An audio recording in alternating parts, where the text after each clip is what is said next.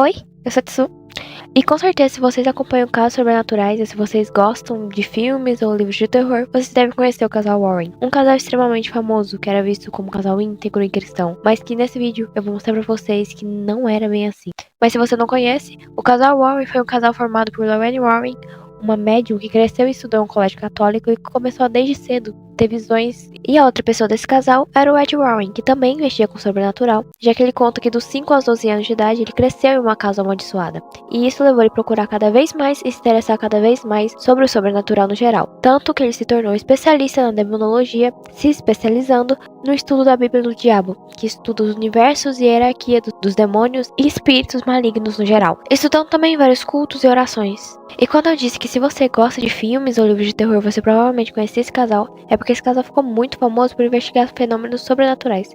E alguns desses fenômenos se tornaram inspiração para serem feitos filmes de terror, como toda a franquia de Invocação do Mal, Annabelle, A Freira, A Maldição da Chorona, Horror Amityville, Poltergeist, o Fenômeno e outros derivados. E isso além de muitos livros sobre os casos. E todos esses filmes são inspirados em casos que o casal Warren investigou.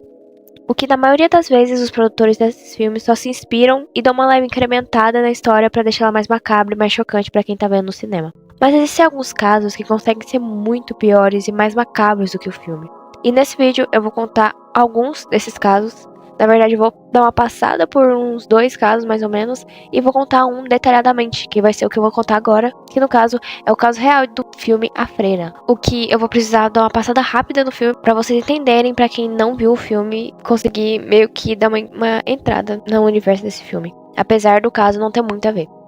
Então, no filme, ele todo se passa numa abadia, que é onde as freiras vivem, e elas não podem sair de lá. E tudo, as maldições e tudo que acontece lá com essas freiras lá presas.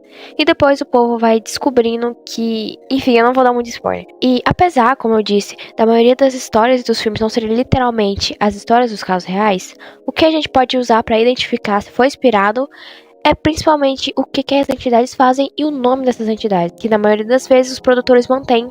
E agora que eu vou contar a história real, quando aconteceu uma coisa que aconteceu no filme, eu vou contar pra vocês. Mas enfim, a história real acontece com Maurice Terrian, nascido em 1936 em Maine, numa cidade no oeste de Louisiana, nos Estados Unidos. Filho de um pai que abusava psicologicamente e fisicamente de todos os filhos, mas que, em palavras de Maurice, seu pai focava mais nesses abusos nele e forçava ele a fazer trabalho manual e muito pesado para sua idade, o que fazia com que ele perdesse seus dias de aula por cansaço, que acarretou a ele saindo da escola com 13 anos de idade. E ele conta que um dia, em 1946, quando ele tinha 10 anos, ele acabava de chegar da escola. E quando ele foi no celeiro encontrar o pai dele para ver se tinha alguma coisa para fazer, em palavras dele, ele viu o pai dele fazendo uma coisa que chocou tanto ele na época, que até hoje, lógico que ele já morreu, mas na época que ele estava vivo, ele não contou o que era. Ele só falava que era algo muito nojento, algo que ele sentia repulsa só de lembrar. E dizendo ele que quando ele viu isso, ele era tão novo que ele nem sabia descrever o que era, mas ele sabia que era errado. Tanto que ele tentou sair de fininho, tentou não fazer barulho pra o pai dele não bater nele, o pai dele não brigar com ele. Só que acabou que não deu certo, porque ele fez barulho, o pai dele escutou e ainda forçou ele a participar disso que ele tava fazendo. E não foi uma vez, não foram 2, foram várias vezes ao longo do tempo. E o Maurício conta que todas as vezes que isso acontecia, ele chorava muito, porque apesar dele não saber o que era, ele sabia que era muito errado e extremamente nojento. Uma das maiores teorias que são criadas até hoje sobre esse caso é que talvez fosse um ato sexual com animais, porque celeiro, né, os animais normalmente estão lá e tudo mais, mas nada foi confirmado, porque o Maurício nunca revelou e o pai dele muito menos. Mas enfim, eu contei esse caso pra vocês se situarem o jeito que o pai dele era. Mas o que fez o Maurício ficar mais ligado ao sobrenatural? Foi um evento em 1950, quando ele estava trabalhando no campo com o pai dele, mas ele não conseguia ligar o trator para começar o trabalho. E o pai dele simplesmente empurrou ele de cima do trator e o trator, pra quem não sabe, ele é bem alto, tá? E ele caiu tão forte no chão que ele acabou machucando a cabeça e até rachando não, mas saiu sangue da cabeça dele, então machucou muito. E ele começou a gritar o pai dele ajudar ele, só que o pai dele não ajudou, ele simplesmente só saiu com o trator. E quando o pai dele tava saindo, ele começou a gritar que ele preferia trabalhar pro diabo do que pro pai dele. E ele gritou isso muitas e muitas vezes. E depois desse ocorrido, ele disse que ele começou a ter uma força muito maior e muito estranha para a idade dele, porque ele não deveria ter tanta força, mas ele tinha. E as coisas que ele tinha dificuldade para fazer, agora ele não tinha mais dificuldade. E principalmente, ele disse que ele não se sentia mais sozinho. Então ele começou a agradecer essa força que estava ajudando ele. E o tempo foi passando, e só com 21 anos ele saiu de casa, ainda odiando o pai dele por ter feito ele passar por tanta coisa. E ele se casou com uma moça chamada Christine e teve 3 filhos. E foi nessa época que ele começou a se sentir desconfortável em frente de símbolos religiosos. E conta que quando ele era casado com a Christine, ele estava brigando com ela até que ela olha pro crucifixo que estava na parede e o crucifixo parece que estava sangrando. E ela questiona ele, ela fala, nossa, você tá vendo isso? E ele fala que, tá, como se fosse algo normal, sabe? E ao longo do tempo, essas brigas só aumentavam e depois de 1 ano desse ocorrido, eles acabaram se separando. Então, Maurício se casou de novo com outra mulher chamada Erika. E nos 9 anos que eles ficaram juntos, ela diz ter tido experiências bem esquisitas ao lado dele. Como uma vez que os dois estavam andando de carro e o Maurício começou a acelerar e quase matou os dois. Mas do nada, o Maurício ele parou de acelerar, ele começou a parar o carro e disse que não sabia aonde ele estava indo, nem por que ele estava acelerando daquele jeito. E ela descreve como se ele tivesse acordado como se ele tivesse meio que trocado de personalidade, ou que algo tivesse possuído o corpo dele naquele momento e depois ele tivesse voltado. E teve outros casos disso, de como se o Maurício tivesse acordado de um transe no meio de uma ação maléfica. Um grande exemplo disso foi quando o cachorro do casal morreu. E a Erika, a esposa do Maurício, perguntou o que tinha acontecido, porque o cachorro estava normal até um dia antes. Aí o Maurício disse que o cachorro só tinha sido atropelado pelo vizinho. Mas depois de uns dias, a Erika achou um machado ensanguentado na casa dele, que estava meio que escondido entre muitas e muitas aspas. E eu acho que vocês já relacionaram o que essas duas informações têm a ver, mas enfim. E outro caso ainda, outro exemplo disso, foi quando a Erika pegou o Maurício no flagra, espancando o cavalo que ele tinha. E a Erika perguntou por que ele estava fazendo isso. E ele falou, não, eu não tô fazendo nada. Ele parou de fazer e falou, não, eu não tô fazendo nada. O que você tá falando? Como se realmente ele não estivesse fazendo nada, sabe? Como se ele tivesse acordado de um transe. Como se não fosse ele que estava espancando o cavalo há segundos atrás. E esses que eu contei foram só alguns dos vários exemplos que tem disso. Que a Erika foi contar depois de anos. Tanto que ela não aguentou essa loucura toda e acabou deixando ele. Então, o Maurício resolve ir pra Nova York. E adivinha, ele casa de novo com outra mulher chamada Nancy.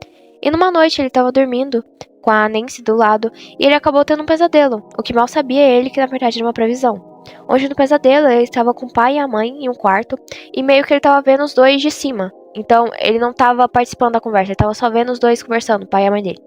E ele dizia que o pai dele estava falando nomes e de uma forma que ele nunca tinha visto. E ele cita que esses nomes pareciam que eram nomes de demônios sendo recitados.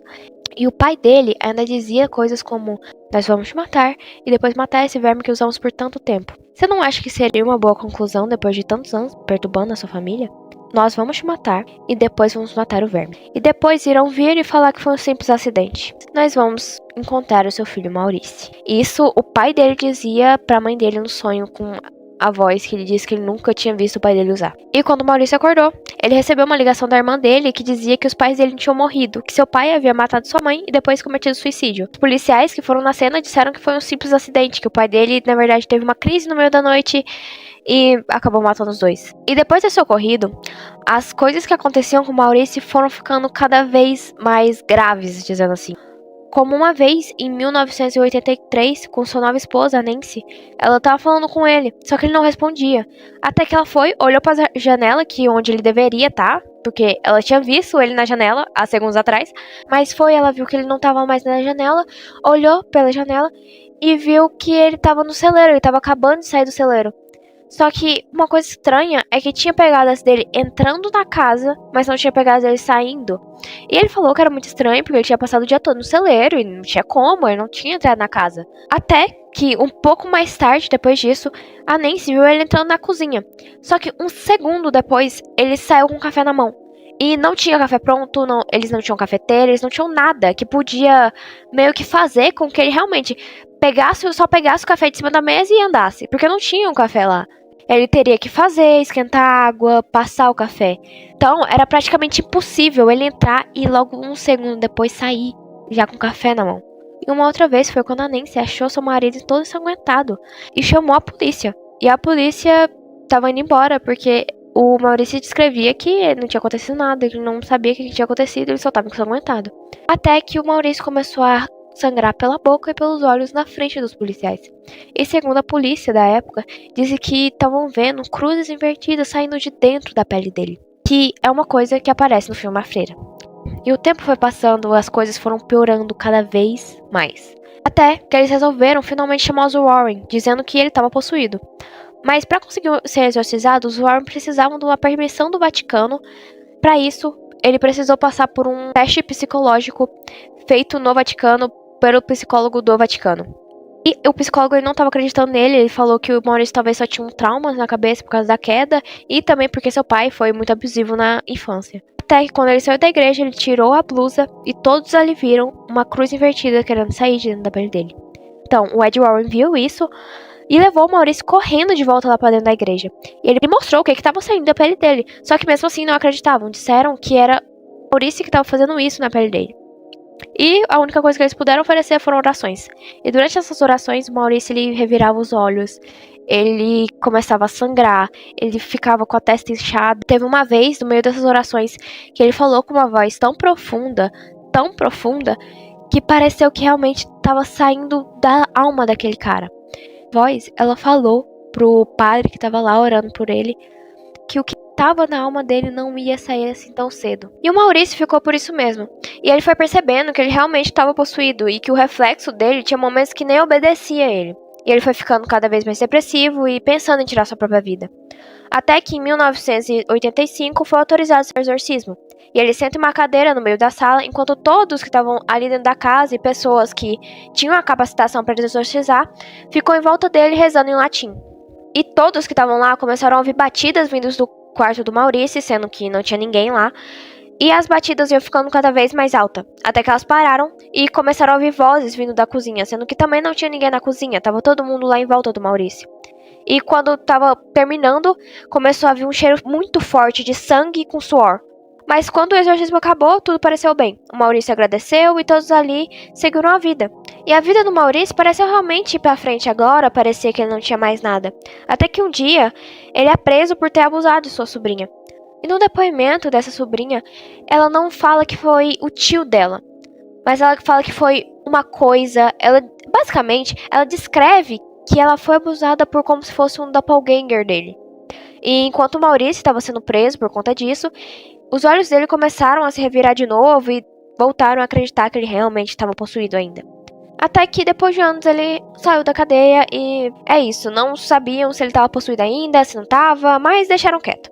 O Maurício e a Nancy ficaram casados por 12 anos, até que um dia o Maurício ele simplesmente mata a Nancy e ele se mata depois disso, do mesmo jeito que o seu pai fez há anos atrás. Assim, acabando com a vida de possessão e de tantos acontecimentos sobrenaturais ligados à família de Maurício. E o fato desse caso ser mais aterrorizante do que o do filme vem de que essa história aconteceu na vida real, mas muitas pessoas questionam se isso realmente aconteceu. Já que ao mesmo tempo que existem muitas pessoas que apreciam muito o trabalho dos Warren e confiam 100% nas histórias, existem muitas pessoas que duvidam da existência do sobrenatural e que consideram o casal Warren só como marqueteiros, e dizem que eles fariam esse teatro todo só para conseguir vender livros e irem parar na TV, já que nessa época a forma de dinheiro fácil indo pra TV realmente funcionava, porque a TV, só tinha TV, não tinha internet, então essa era uma forma deles enriquecerem realmente fácil, eram ficando famosos. E para tentar explicar esses casos de possessão de uma forma mais lógica, muitas pessoas usam o argumento de que a maioria das pessoas que dizem estar possuídas passaram por um trauma muito grande na infância. E por conta disso, essas pessoas teriam desenvolvido algum problema mental e pela falta de conhecimento da época, até as pessoas podiam achar que elas estavam mesmo possuídas. Como esse caso do Maurício, e dele ficar em transe e depois voltar ao normal.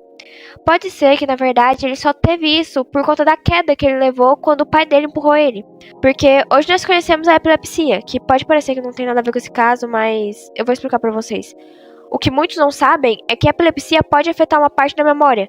E uma pessoa em crise, dessa crise de que a memória dela é afetada e tudo mais, ela pode não se lembrar de coisas recentes e, na verdade, recentes, eu digo alguns anos recentes, E ela pode meio que voltar no tempo, entre aspas, seja na época que ela sofreu esse trauma, seja um pouco depois, seja um pouco antes, mas ela meio que volta, assim, a mente dela volta no passado e ela começa a fazer um ato que pra ela faz sentido, porque ela tá no passado, entre aspas, e durante essa crise ela fica fazendo esse ato, porque na cabeça dela faz sentido, mas do nada ela volta e não se lembra mais do que ela tá fazendo, qual que era o raciocínio que ela tava tendo. Tanto que um caso que a gente pode levar em consideração, falando de doenças mentais que afetam a memória e afetam o cérebro e que podem ser causadas por uma pancada, é o caso daquele cara do BBB, que eu não vou estar lembrando o nome agora, mas que ele do nada, no meio de uma prova, começou a passar mal. Aí depois dele fazer exames, né, depois dele sair do BBB, ele descobriu que foi por conta de uma pancada que ele levou quando era mais novo. Então, essa coisa de levar uma pancada quando você é mais novo pode sim afetar seu cérebro quando você ficar cada vez mais velho, porque o seu cérebro vai ficar meio que... ele vai envelhecer junto com você, então ele vai ficar meio que, entre aspas, muitas aspas, mais fraco. E também, além desses casos de possessão, existem pessoas, dos casos dos Warren, que dizem que elas se transformavam em animais. Mas depois de anos disso, depois de anos desses relatos, a gente descobriu que existe realmente uma doença que faz com que a pessoa acredite mesmo que ela está se transformando em um animal, que ela está se transformando em um cachorro. Por exemplo, tem um caso dos Warren, que é de um cara que ele realmente acreditava que ele se transformava em lobo. Só que depois de anos a gente descobriu que na verdade isso era um problema mental. Então, esses são argumentos muito válidos. Só que existem casos e situações que não necessariamente têm uma explicação lógica. Não pelo menos que a gente saiba. Como, por exemplo, nesse caso do Maurice, o fato de cruzes invertidas estarem saindo do corpo dele, estarem parecer querer sair, na minha opinião, é muito difícil do próprio Maurice estar fazendo aquilo. Porque como que, do nada, ele tiraria cruzes e enfiaria no braço dele? Ou nas costas dele. E mesmo se ele conseguisse, de alguma forma, enfiar aquilo rápido, sei lá, cortar a pele dele muito rápido, enfiar lá, aquilo causaria uma infecção, porque, pô, um corpo estranho dentro da sua pele, isso causa uma infecção. Então ele deveria ter morrido há muito tempo antes. Existem muitos outros casos dos Warren que tem realmente esses pontos que não dá pra se explicar. Mas agora eu vou passar bem rápido por uma das histórias mais famosas que os Warren já investigaram. Que no caso tem até um documentário na Netflix chamado O Diabo no Tribunal, que fala sobre o caso de Ernie Cheyenne Johnson. Que, desculpa se eu falei errado, mas enfim. Que foi o primeiro caso de possessão demoníaca levado a tribunal. E vocês vão entender o que eu tô falando. Mas tudo começou em 1980, em Brookfield, Connecticut, com David Gretzel, um menino de 11 anos vindo de uma família católica, que começou a mostrar comportamentos estranhos após ele se mudar para uma casa nova, como convulsões, ter visões de um homem com chifres, marcas de garras no corpo e conhecimento inexplicável em latim. Que, apesar das pessoas do convívio deles serem católicas, né, da família ser católica, eles não sabiam falar latim, não sabiam falar nada de latim. E o menino, do nada, ele começou a ficar fluente em latim. Então, é estranho, né? E é lógico, como sua família era católica, eles realmente acreditavam, pô, esse menino tá possuído. A sua mãe, a Judy, chamou os padres locais para fazer os exorcismos iniciais desse menino, que falharam. Assim, fazendo supostamente o David levitar e falar com vozes demoníacas durante esses exorcismos. Que não foram poucos, aliás. Então, como última saída, a família resolveu chamar o Ed e a Lorraine Warren para ver se eles davam conta, e eles realizaram cerca de 40 exorcismos no menino até realmente tirar o capeta que estava no corpo desse menino. Isso ao longo de mais ou menos 6 meses. Gravando áudios e vídeos que mostram o menino em transe, mostram o menino possuído, dizendo eles, enfim. Mas vocês devem estar pensando, tá, e o que essa criança tem a ver com o caso, sendo que o caso aconteceu com o tal de Annie Johnson.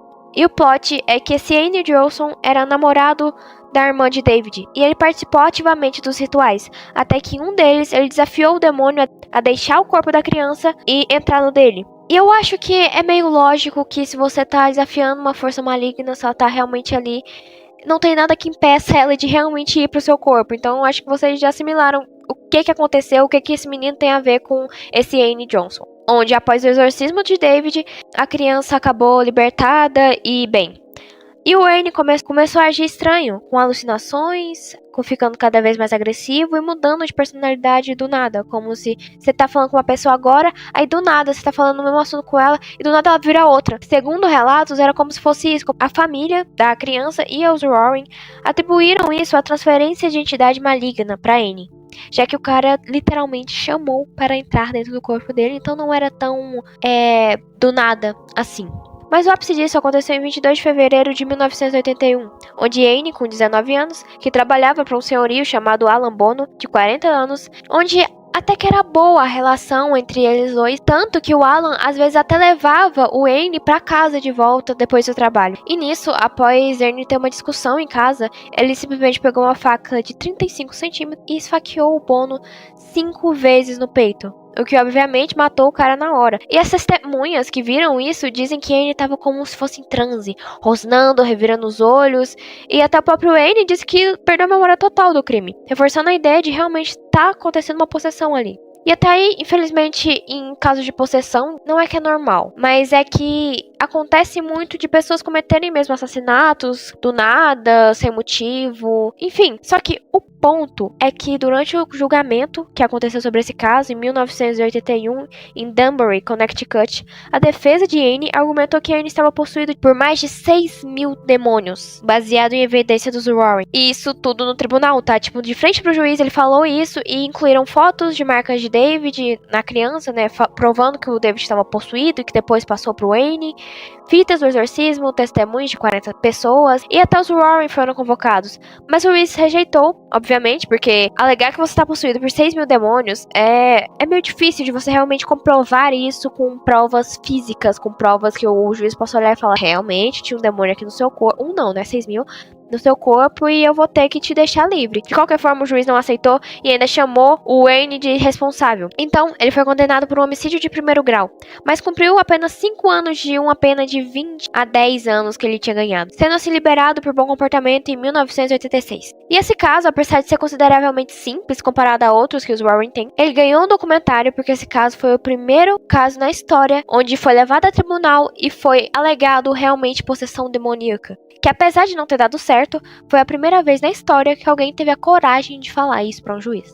Mas enfim, uma coisa ou várias coisas que eu não citei pra vocês é que não só as pessoas que não acreditam no sobrenatural duvidam da veracidade dos Warren.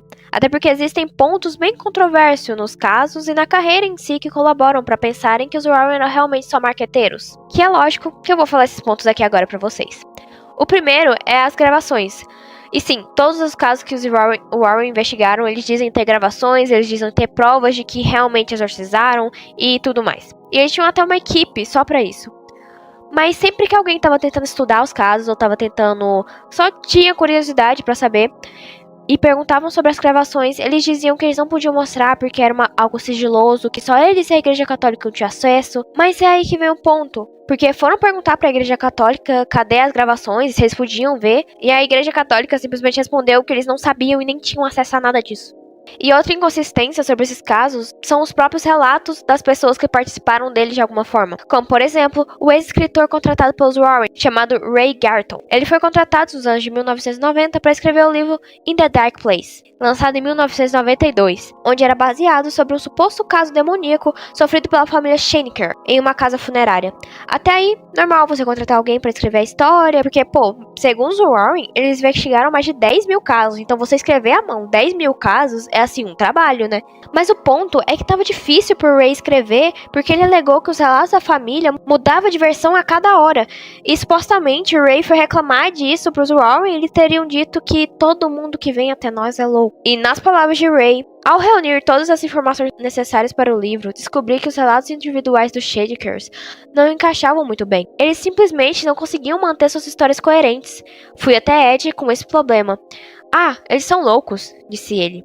Todo mundo que vem até nós é louco. Senão, por que viriam até nós? Você tem parte da história. Basta usar o que funciona e inventar o resto. E torná-la assustadora. Você escreve livros assustadores, certo? Foi por isso que contratamos você. Então invente e torne-a assustadora. Então, baseado nisso, Ray Garton alega que o casal explora doenças mentais reais e problemas como o alcoolismo para vender histórias como se o povo realmente tivesse encapetado. E às vezes eles convenciam até a própria pessoa de que você não tem um problema mental, você tá possuído. E o escritor ainda descreve eles como fraudulentos e maus. Porém, isso só foi revelado anos depois ao Voz, um site americano de notícias e opinião da Voz Media. E mesmo que desde o início da carreira os Warren sempre tiveram suspeitas sobre a veracidade de suas palavras, até essas e outras confissões ninguém tinha certeza de nada. Enquanto isso, eles tiveram muitos marcos na vida deles, como por exemplo, eles treinaram demonólogos como John Jeffs e até criaram um museu, que de primeiro foi chamado de Centro de Pesquisa Psíquica da Nova Inglaterra, fundado em 1952, mas que depois se tornou o Museu Oculto dos Warren, ou também chamado de Museu do Ocultismo Warren. E lá a gente pode encontrar máscaras demoníacas, ferramentas satânicas, maldições de morte, fotografias psíquicas que cobrem a parede toda, e também tem algumas das prateleiras, a famosa e verdadeira Annabelle, que está selada numa caixa de vidro, que simplesmente sumiram com ela um tempo atrás, não sei se vocês lembram, imagens e animais sacros que estão reunidos num canto especial desse museu, e muitas caveiras. Só coisa boa, né? E além disso, você pode ver outras coisas no site, onde tem um tour postado, no site, no caso, oficial do museu. Mas em 2019, após a morte de Lorraine, fecharam o museu, até que em 2025, a casa e seu acervo foram comprados por um humorista chamado Matt Rife e o influenciador Elton Casti, que, dizendo eles planejam transformar o local em um museu interativo e hotel. Isso tudo está reunido em Connecticut, na cidade natal de Lorraine e Ed Warren. E um dos itens que mais me chamou a atenção do museu é, sem dúvidas, o Satanic Idol, que eu acho que todo mundo já ouviu a história, mas enfim, ele basicamente foi encontrado por um caçador que estava na floresta de Monroe, em Connecticut, chamada Sandy Hook, que aliás Monroe é a cidade natal de Ed Warren, só pra deixar claro aí.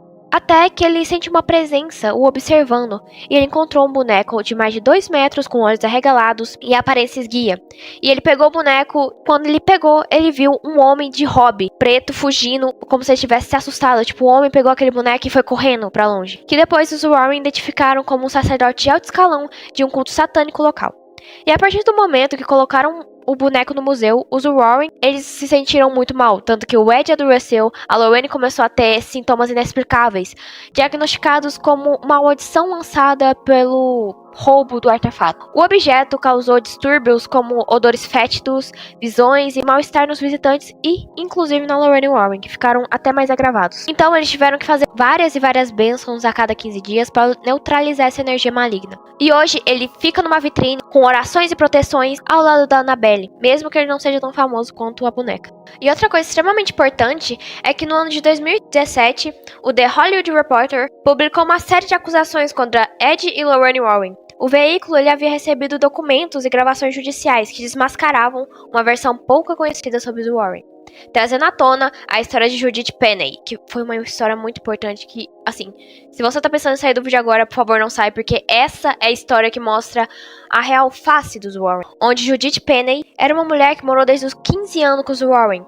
e que quando eram questionados, eles falavam que ela era sobrinha adotiva de Ed, mas que na verdade era, pasmem, a amante do Ed Warren, que sofria vários abusos na mão do casal. E nisso, ela conta que conheceu o Ed quando ela era motorista em Connecticut e tinha lá seus 30 anos, e ela tinha só 15. E daí, ela virou amante dele e foi morar com o casal. Antes que alguém venha falar que, nossa, tá, o Ed era uma pessoa horrível, pra não chamar de pedófilo, né?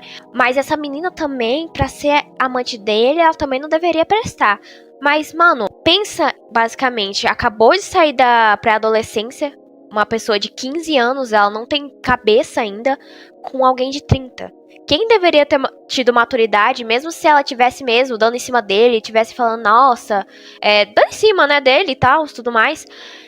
Quem deveria ter dito não era o Ed Warren, porque ele tinha 30 anos na cara. 30 anos não é pouca coisa, sabe? O cara já era adulto faz tempo. E ela ainda tava entrando na adolescência. Então, enfim. Mas calma que esse daí não é o ponto mais absurdo da história, tá? Esse ponto é revoltante? É revoltante, mas não é o mais absurdo. E daí, ela virou amante e ela foi morar com o casal. E ela disse que a Lorraine sabia do relacionamento dos dois, porque, porra, ela morava com o casal. Então, não tinha como a Lorraine não saber, porque ela morava lá. Mas enfim. E ela morou por 4 décadas e depois viveu em um apartamento acima deles quando ela ficou um pouquinho mais velha. E ela cita que uma vez ela até engravidou do Ed quando ela era de menor.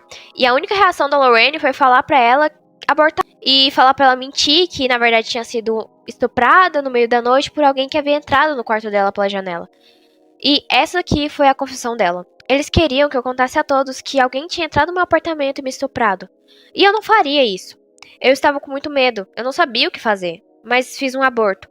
Na noite que eles me buscaram no hospital, depois do aborto, saíram e me deram um sermão e me deixaram sozinha. E não acabou, tá? Penny também disse que apesar deles parecerem católicos devotos, o verdadeiro deus dos Warren era o dinheiro. E ela ainda conta que o Ed batia na Lorraine a ponto dela desmaiar. Ela ainda completa com, às vezes, o Ed tinha que dar um tapa na cara dela pra ela se calar. Mas em algumas noites, eu achava que eles iam se matar. E Penny só veio falar isso em 2014, quando o Ed já tinha morrido e ela tava com 70 anos. Então demorou pra máscara dos Warren realmente cair e mostrar que além de charlatão, o cara era pedófilo. Onde tá, a Lorraine, na agressão doméstica, ela é uma vítima. Infelizmente, não tinha o que ela fizesse. Na época, era tratado como algo normal. E que anos atrás, um pouco antes disso aqui acontecer, os próprios Estados Unidos falavam que mulheres tinham que ser corrigidas. Então, infelizmente, isso já estava enraizado. E, na verdade, tá até hoje, né? Mas na época era ainda mais forte. Então, não tem como culpar ela disso. Ela realmente era uma vítima disso. E, pô, ele batia nela até ela desmaiar. A bicha ia fazer o quê, sabe? Então, tá, ela foi uma vítima disso. Mas vocês concordam que se você tá casada com... Você é a pessoa que tem 30 anos. E do nada, esse cara traz uma criança pra morarem com você. E ele diz que ela é amante dele. Porra, tu acha isso normal? Assim, tá, na época não tinha tanto esse questionamento. Mas ainda assim, na época já era falado que era algo totalmente problemático. Tanto que teve uma investigação sobre isso. E realmente os policiais questionaram a Judith Penny sobre... Você é amante dele, não é? Onde ela negou que ela era amante do Ed Warren, porque realmente já viam que essa relação é estranha e na própria época já achavam estranho. Não só estranho, né, mas criminoso. Então, eu acho que vocês conseguiram entender. Eu não tô tirando o fato dela ser uma vítima e desmerecendo o que ela sofreu. Mas eu tô falando que também ela não era uma pessoa tão boa assim. Mas enfim, pra finalizar o lore do casal, o Ed morreu em 23 de agosto de 2006, aos 79 anos, devido a complicações de um derrame grave que deixou ele imobilizado por 5 anos. E a Lorraine, como eu disse, morreu em 18 de abril de 2019, durante um sono, que foi uma morte bem pacífica, porque ela não sofreu, não teve marcas de tipo, ela se arranhou, ela tentou chamar alguém, não, ela simplesmente deitou e não acordou mais. E assim, acabou a trajetória e a vida do casal Warren. E o que vocês acham sobre? Vocês acreditam mesmo que existiram possessões demoníacas? Você acredita que os Warren realmente conseguiam fazer exorcismos ou era só atuação? Na minha sincera opinião, eu acredito que o sobrenatural possa sim existir. Mas eu acredito que não exista do jeito que os Warren narrava. Porque quando você vê as histórias deles, você realmente vê que, porra, isso daqui é pra fazer um filme, isso daqui é pra chocar alguém. Muito, assim, exorbitante o que acontecia, sabe? Era muito... Porra, meu Deus, sabe? Eu acho que eles viam qualquer probleminha que as pessoas tinham dentro de casa, qualquer problema que acontecia e aumentavam realmente pra ganhar mídia e dinheiro em cima. Mas um ponto muito importante sobre a minha opinião é que eu acho que se teve alguma possessão demoníaca de verdade, se teve alguma aparição de verdade, eles não conseguiram resolver. E mesmo que os Warren fossem considerados pela Igreja Católica como pessoas autorizadas a fazer o exorcismo, eu realmente não acho que pessoas dessa índole conseguiriam expulsar o diabo de alguém. Porque, primeiro, pra você tirar algo de alguém, você precisa não ter. E eu acho que bater na mulher até ela desmaiar, ou encobrir um caso de pedofilia por anos, não é muito santo, ou não é muito puro. Ou não seja nem algo de uma pessoa que tenha o mínimo de índole. Mas enfim, essa é só minha opinião. Se você tiver algum outro ponto de vista, pode falar aí nos comentários, que eu provavelmente vou ler e responder. E se você gosta de vídeos dessa temática de terror, horror e etc, se inscreve aí no canal que eu vou trazer mais vídeos assim. Se você tem alguma questão, algum caso, qualquer coisa envolvida terror ou sobrenatural, e você quer que alguém pesquise pra você, eu estou disposta a pesquisar, trazer aqui no canal e falar mais sobre. E se quiser dar uma forcinha pra me crescer, eu vou estar muito grata. E eu juro que se eu conseguir crescer meu canal, eu não vou divulgar a aposta pra vocês. Então, é isso, chega de falar. Um beijo e até a próxima!